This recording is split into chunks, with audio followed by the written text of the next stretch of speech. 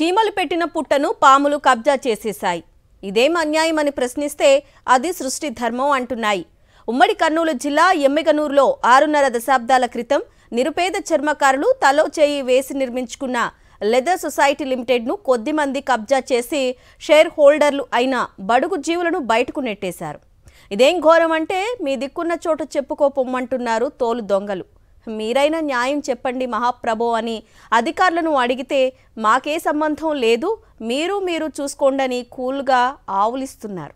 తమ సామాజిక వర్గం ఎవరి దయా దాక్షిణ్యాల మీద ఆధారపడకుండా తరాల తరబడి స్వయం ప్రతిపత్తితో మనుగడ సాగించాలన్న ఉక్కు సంకల్పంతో ఎమ్మిగనూరులో 6.5 దశాబ్దాల క్రితం 1959లో కొద్దిమంది చర్మకారులు చేతులు కలిపి Emmiganur leather workers cooperative cottage industrial society లిమిటెడ్ను స్థాపించారు. కాలక్రమంలో సొసైటీ పేరు మీద 4.69 ఎకరాల భూమిని కొన్నారు. కొనుగోలు చేసిన స్థలంలో పరిశ్రమను నెలకొల్పడంతో పాటు జంతు చర్మాలను శుద్ధి చేసే యంత్రాలు, చెప్పులు, బెల్టులు, బ్యాగుల తయారీకి కావలసిన పరికరాలను, ఇతర మౌలిక సదుపాయాల కోసం 10 మంది మాదిగా లెదర్ వర్కర్స్ తమ పేరు మీద ఖాదీ విలేజ్ ఇండస్ట్రీ కమిషన్ ద్వారా రుణాన్ని తీసుకొని అభివృద్ధి చేశారు. దళితుల కష్టార్జితంతో ఏర్పాటు చేసుకున్న ఈ లెదర్ పరిశ్రమ దినదినాభివృద్ధి చెందుతూ 1988 నాటికి 191 మంది షేర్ హోల్డర్స్తో ఉజ్వల సంస్థగా ఎదిగింది. సొసైటీ టర్నోవర్ కూడా భారీగా పెరిగింది. అప్పట్లోనే ఇక్కడ తోలు చెప్పులు, బెల్టులు, బ్యాగులు తయారు చేసి ఉమ్మడి ఆంధ్రప్రదేశ్ అంతటా విక్రయించేవారు. 1988 వరకు దీనికి బాచాని శివన్న కేర్ టేకర్ గా వ్యవహరించారు. ఆయన తర్వాత ఆయన వారసులు వచ్చి సొసైటీ ఆస్తులపై కన్నేసి అసలైన షేర్ హోల్డర్లను బయటకు పంపేస్తూ వచ్చారు. తమని ప్రశ్నించే దళితులను బయటకు పంపి వారి స్థానంలో అగ్రకులాల వారిని సభ్యులుగా చేర్చుకున్నారు. ఇలా వందలాది మందిని రోడ్డున పడేశారు. చర్మకారుల పొట్టగొట్టిన ఘోరంపై మా ప్రతినిధి లోకేష్ వివరిస్తారు.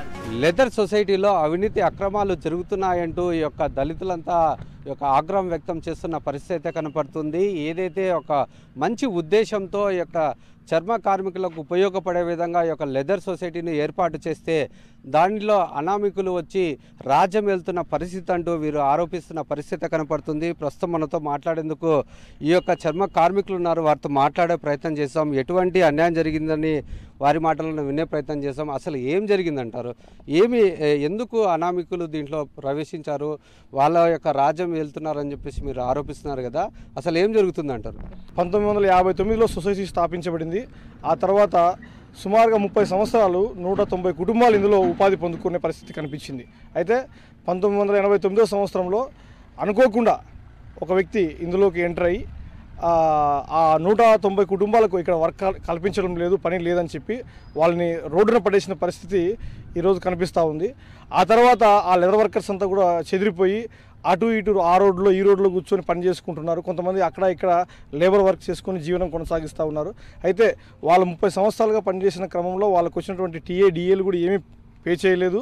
వారి షేర్ని కూడా వారి పిల్లలకి ఇవ్వలేని పరిస్థితి. కానీ 1989లో సొసైటీ మూతపడితే 2018లో మూతపడ్డ సొసైటీకి 50 మంది కొత్త షేర్ హోల్డర్లను తీసుకొని స్థానికంగా ఉన్నటువంటి షేర్ హోల్డర్కి అన్యాయం చేసే పరిస్థితి తారకేష్ గారు, రఘునాథ్ గారు, సోమనాథ్ గారు ఇక్కడ తీసుకొచ్చిన పరిస్థితి ఉంది. ఒక ఆడిటర్, నలంద విద్యా సంస్థల అధినేత అయినటువంటి వ్యక్తి మహానందయ్య గారు ఇందులో లెదర్ వర్కర్గా చేరారు. అదేవిధంగా సోమనాథ్ గారు గతంలో టీడీపీ ఇన్ఛార్జ్ సీట్ కోసం ప్రయత్నం చేసి విఫలమైన వ్యక్తి సోమనాథ్ గారు కూడా ఇందులో లెదర్ వర్కర్గా చేరారు.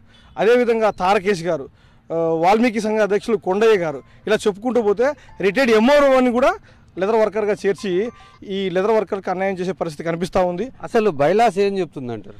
బైలాస్లో ఎనీ లెదర్ వర్కర్ 18 సంవత్సరాలు నిండినటువంటి లెదర్ వర్కర్ అయిన వాళ్ళు దీంట్లో షేర్ హోల్డర్స్గా చేర్చొచ్చనుంది. అయితే 2018 సంవత్సరంలో లెదర్ వర్కర్స్ కానీ ఇతరులను ఇందులో చేర్చారు.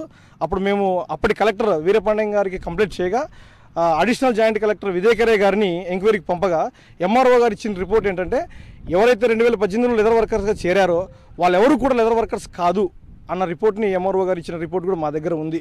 దీన్ని బట్టి వీరు చేస్తున్నది ఏంటంటే దళితులు నిరక్షరాస్యులైన కారణంగా వారితో మీకు పలానా ఇప్పిస్తాం, పలానా చేస్తామని చెప్పి సంతకాలు పెట్టించుకొని వాళ్ళ షేర్లను కూడా కనీసం 50 లక్షల నుంచి ₹1 కోటి వరకు విలువ చేసే షేర్లను కూడా ₹1,00,000 కొన్న పరిస్థితి ఈరోజు మనం చూస్తూ ఉన్నాం. కాబట్టి లెదర్ వర్కర్స్ అయిన వారికి న్యాయం జరగాలి. అదేవిధంగా లెదర్ వర్కర్ పనిచేస్తూ ఇందులో చనిపోయిన షేర్ హోల్డర్స్ కుటుంబాలకు కూడా న్యాయం జరగాలి. మా వాళ్ళు చనిపోయిన తర్వాత మా షేర్స్ని తీసేసి వేరే వాళ్ళని ఇందులో ఇన్వాల్వ్మెంట్ చేసేస్తారు, కొత్త వాళ్ళని. మాకు రావాల్సిన షేర్స్ మాకు ఇవ్వాలి కదా సార్ అని మేము అడిగితే మీరు లేరు అసలు ఇందులోనా అని చెప్పి మా మీద లేనిపోయినవి అంటున్నారు సార్. అంటే ఎందుకు ఆ రీజన్ ఏంటి? అంటే మిమ్మల్ని సభ్యులుగా ఎందుకు చేర్చుకోలేదు అంటారు? అది సార్ వాళ్ళు ఇప్పుడు వాళ్ళకి కొత్త షేర్స్ అయితే వాళ్ళు మాటింటారన్న ఉద్దేశంతో మమ్మల్ని పక్కన పెట్టి అదర్స్ని వేరే క్యాస్ట్ వాళ్ళని కూడా ఇందులో ఇన్వాల్వ్మెంట్ చేసినారు సార్. మా నాయన 97లో చనిపోయాడు, 89లో ఇది మూతపడింది. 97లో మా నాయన చనిపోతే మా నాయన షేర్స్ మాకు ట్రాన్స్ఫర్ చేయాలి యాక్చువల్గా అయితే ఆ రూల్స్ ప్రకారంగా, యాక్ట్స్ ప్రకారంగా. అవి మా నాయన పేరు మీద ఉన్న షేర్స్ కూడా లేరు, చేయడం లేదు అని అంటున్నారు. కాబట్టి న్యాయం చేయాలని కోరుచున్నాను.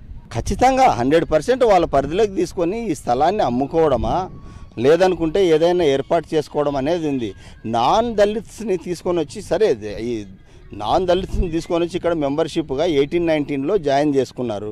వాళ్ళకి అసలు ఈ చర్మం అంటే తెలుసా, చర్మం ఒలచడం తెలుసా, లేదనుకుంటే చెప్పులు తయారు చేయడం తెలుసా, లేకపోతే ఏదైనా కానీ మ్యానుఫ్యాక్చరింగ్ యూనిట్లో ఏదైనా అనుభవం ఉందా? మరి అటువంటి వ్యక్తుల్ని ఏ ఉద్దేశంతో దీంట్లో మళ్ళీ కొత్తగా తీసుకోవాల్సి వచ్చింది?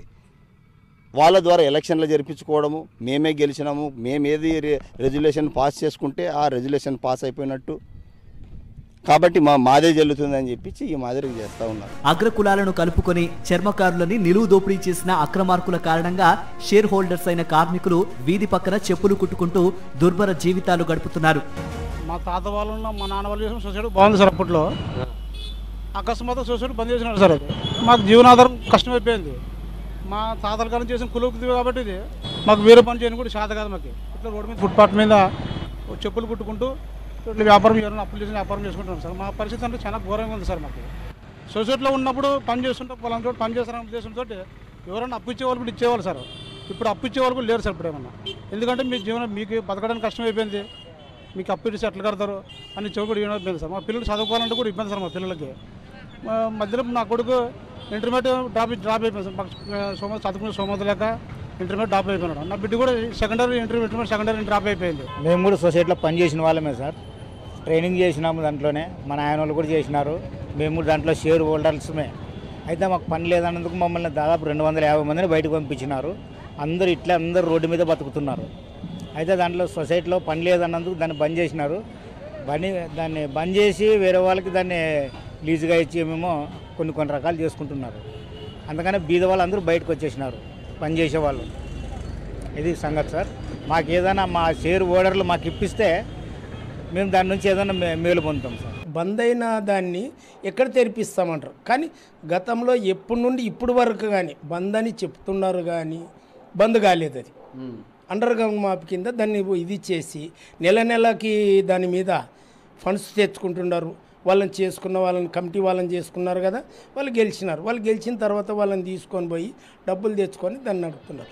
నెల కలెక్టర్ దగ్గర పోయి కానీ పరిసరాల వాళ్ళ దగ్గర పోయిన కానీ నెల మీటింగ్ చేసుకున్నట్లు వాళ్ళు నోట్ చేసుకుంటున్నారు. దాంట్లో మళ్ళీ మేము అడిగితే మాకేం తెలియదు అంటారు. ఆడ చూస్తే గవర్నమెంట్ వాళ్ళు అడిగితే ప్రతి నెలకి ఇది బ్రతికే ఉండదు, నడుస్తుంది అని వాళ్ళు చెప్తారు. తమకు తోళ్లతో చెప్పులు ఇతర వస్తువులను తయారు చేయటం వచ్చునని బీసీ ఓసీ వర్గాల్లోని కుర్ని, బోయ, గొల్ల, బలిజ, బ్రాహ్మణ, వైశ్య, జైన్ సామాజిక వర్గాలకు చెందిన వారు సభ్యులుగా చేరిపోవటం విశేషం. ప్రస్తుతం ఈ లెదర్ సొసైటీలో 97 మంది ఉండగా నాన్ దళితులు 50 మంది ఉండటం గమనార్హం.